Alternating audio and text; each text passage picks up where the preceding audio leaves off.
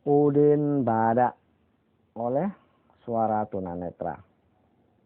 Terima kasih subscribe-nya. Semoga yang mensubscribe channel ini panjang umurnya, murah rezekinya, dan banyak pula.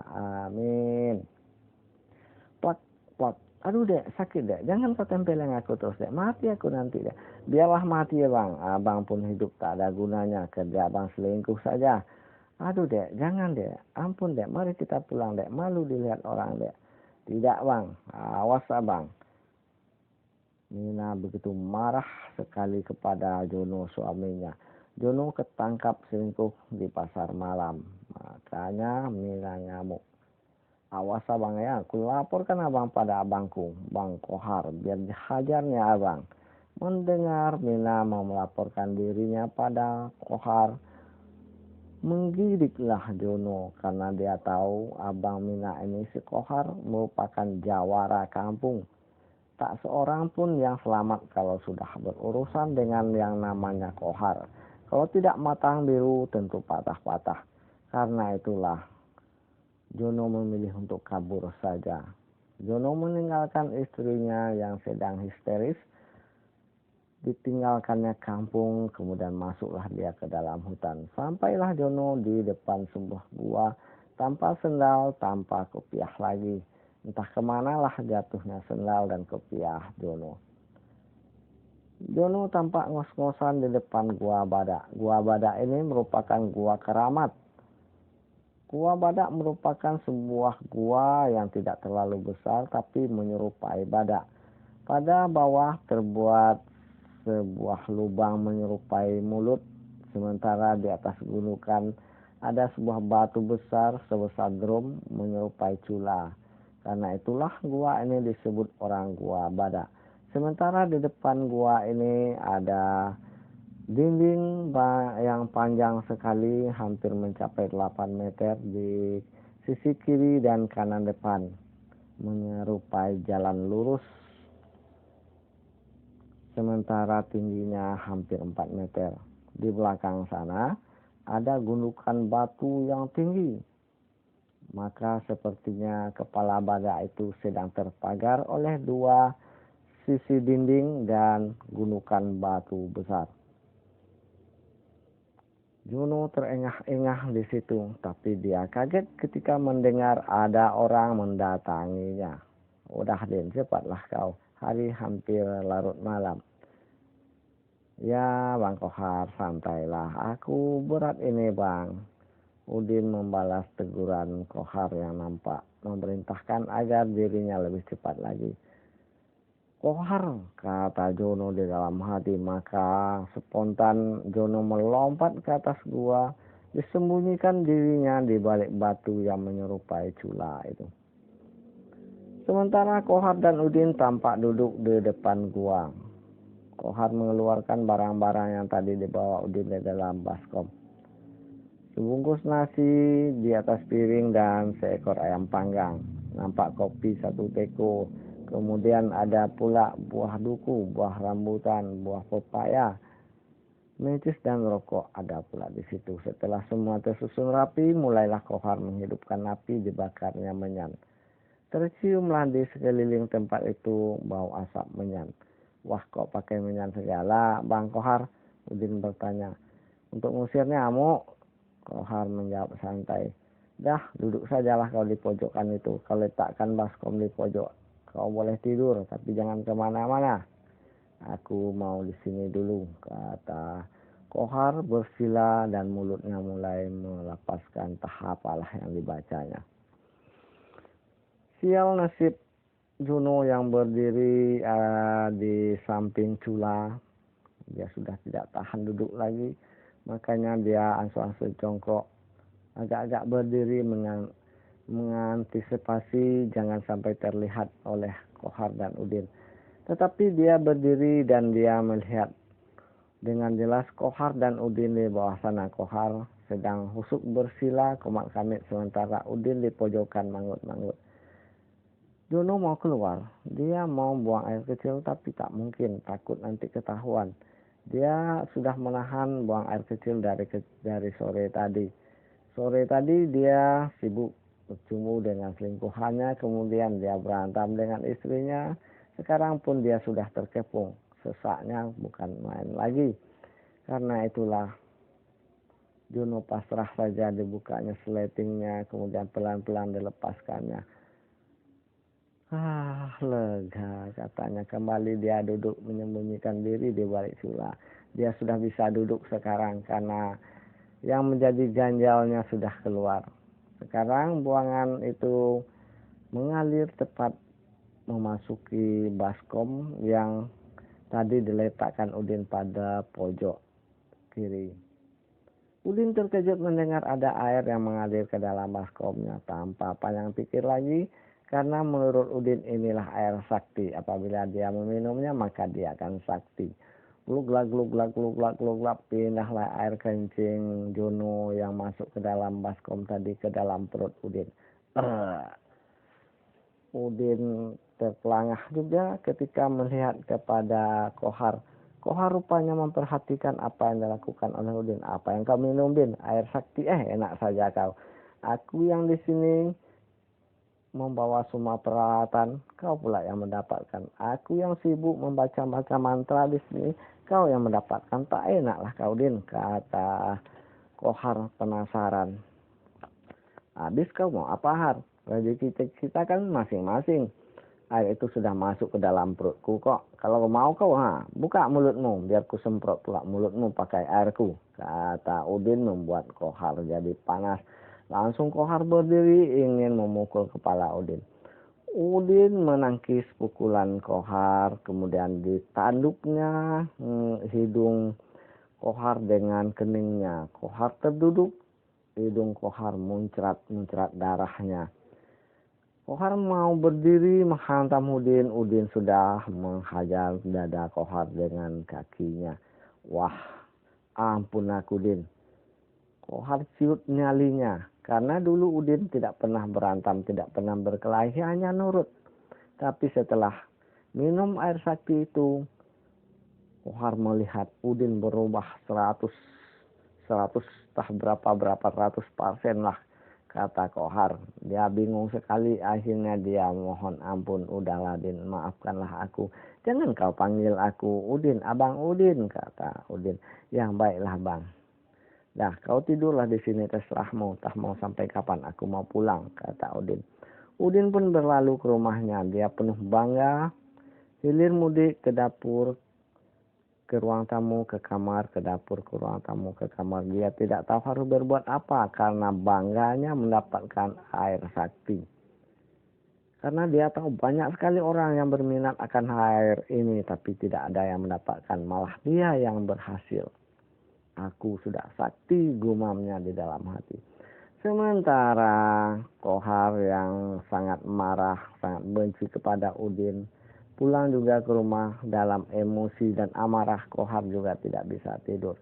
Pagi-pagi sekali Kohar sudah kembali ke kedai Samsul seperti pagi-pagi biasanya. Tapi pagi ini Kohar tidak memesan apa-apa. Dia hanya menceritakan kejadian semalam. Kejadian Udin minum air sakti kepada Umar, Mustafa, Ridwan, Budi, dan orang-orang di situ, termasuk juga Samsul, si pemilik warung. Udin yang merasa lapar, mata tak bisa tidur, juga berangkat ke warung Samsul. Dipesannya kopi panas dan nasi goreng. Tak lama Samsul membawakan hidangan pesanan Udin. Udin meminum kopi. Wah, panas, katanya. Mustafa terkejut. Kau baru saja minum air sakti. Kenapa pula kau kaget minum air panas? Seharusnya gelas-gelasnya kau kunyah langsung, kata orang ini kepada Udin. Udin hanya diam saja. Tapi ketika dilihatnya nasi goreng, ada sebuah paha ayam di situ. Wah, Sul, kok tumben ada paha ayamnya? Itu rezeki Bang Udin lah tuh. Wah, bagus rupanya rezekiku pagi ini, kata Udin. Terima kasih lah ya, Sul.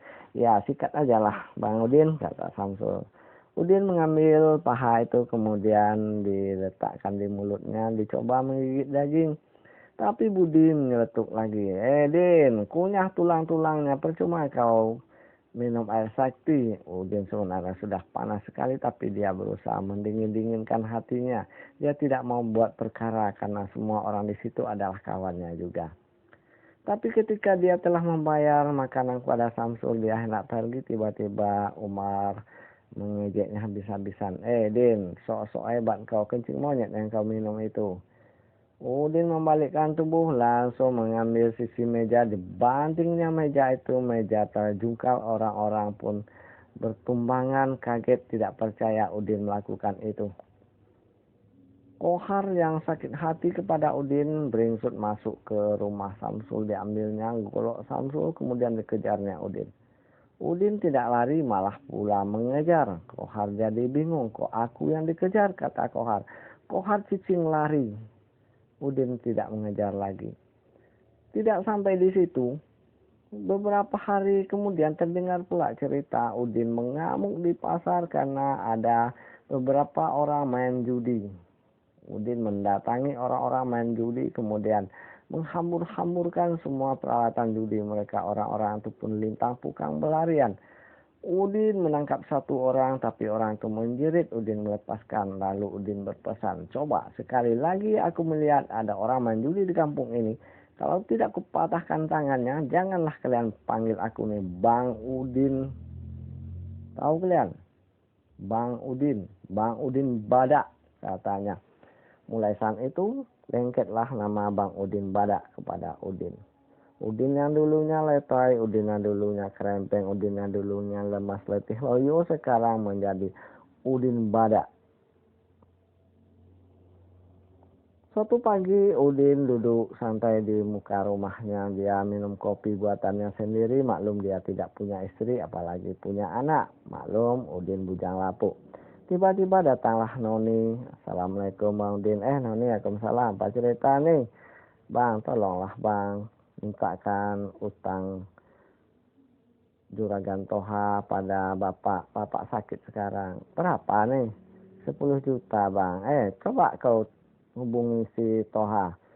Sebentar Bang, kebetulan aku ada nomornya. Noni mengeluarkan teleponnya, kemudian menekan-nekan berapa digit angka. Terhubunglah dia dengan Juragan Toha. Assalamualaikum Bang Toha. Noni, apa kabar nih? Ini Bang Toha, Bang Udin mau bicara. Udin mengambil telepon itu. Apa kabar? Siapa ini? Udin. Udin mana, kata Toha. Udin Badak. Bang Udin Badak. Maaf ya Bang Udin. Toha tampak langsung ciut. Apa gerangan cerita Bang Udin?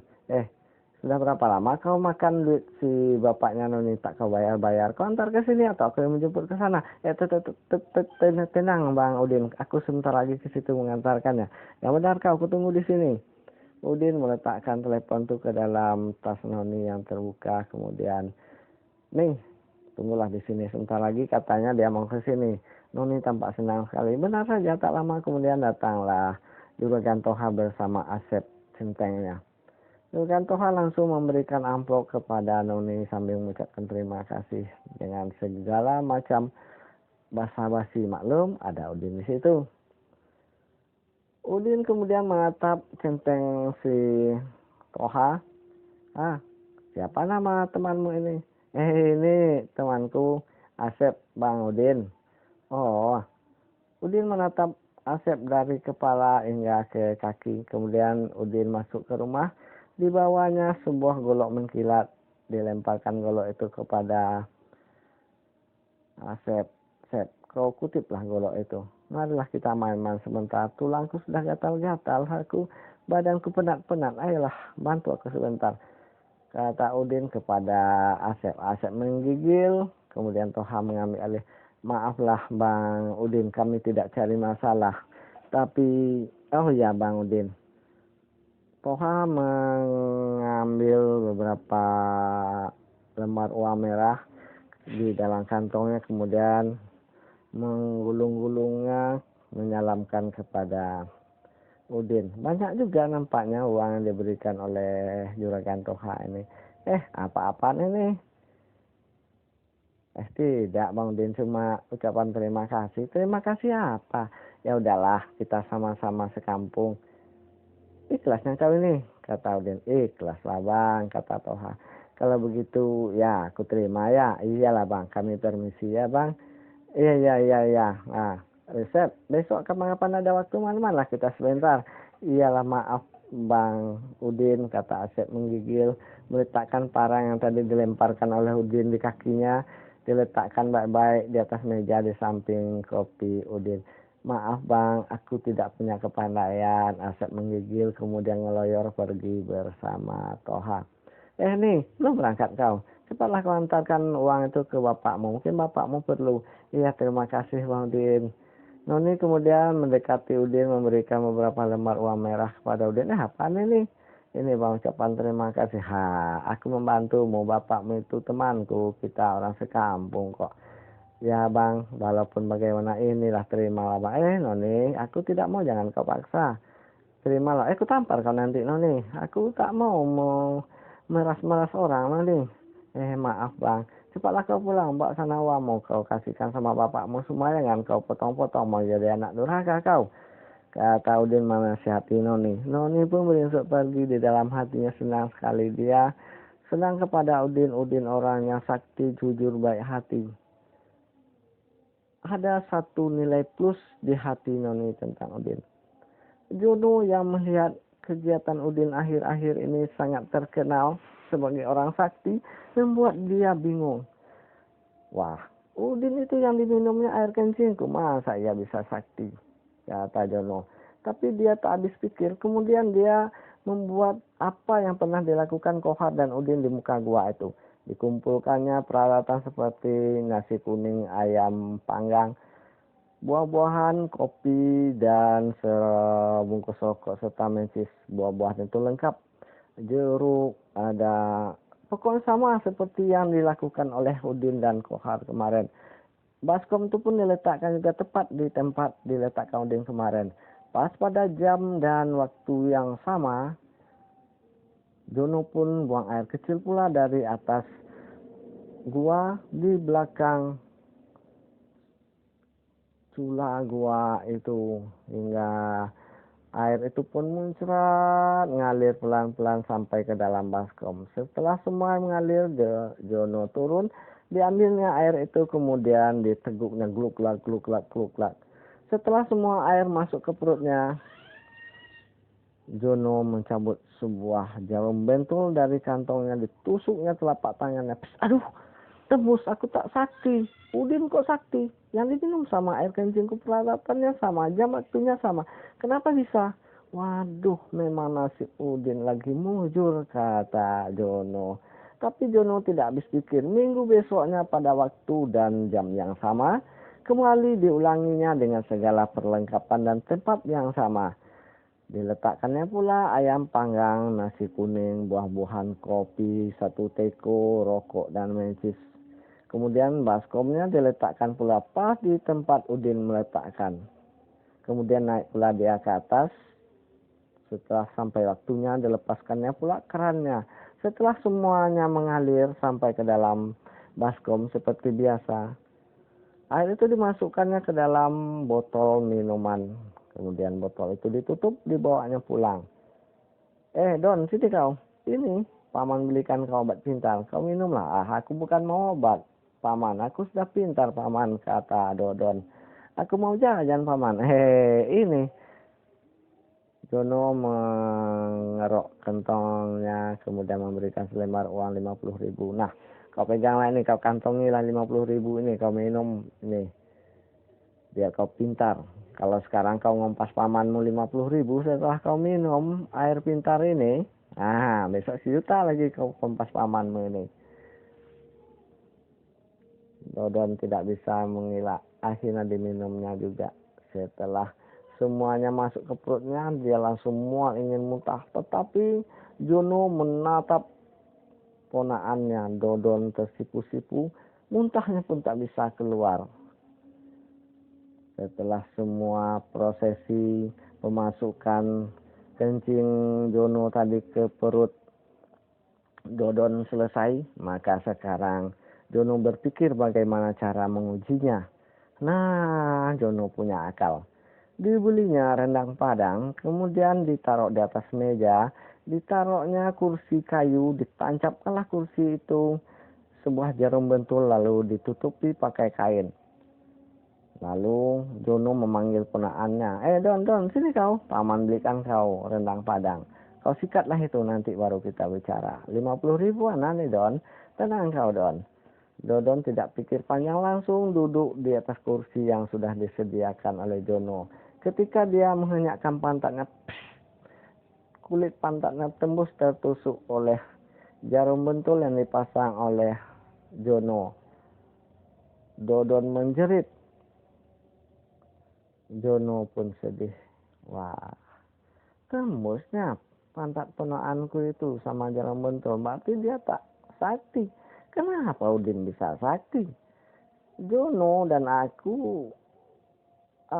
Jono bingung sekali. Jono berpikir panjang. Dodon ponakannya tak sakti. Jono dirinya sendiri tak sakti. Padahal dia minum air yang sama. Apa yang menyebabkan Udin bisa sakti? Katanya, wah mungkin waktu itu amarah Mina yang membuat air kencingku jadi sakti, katanya sambil tersenyum-senyum sendiri.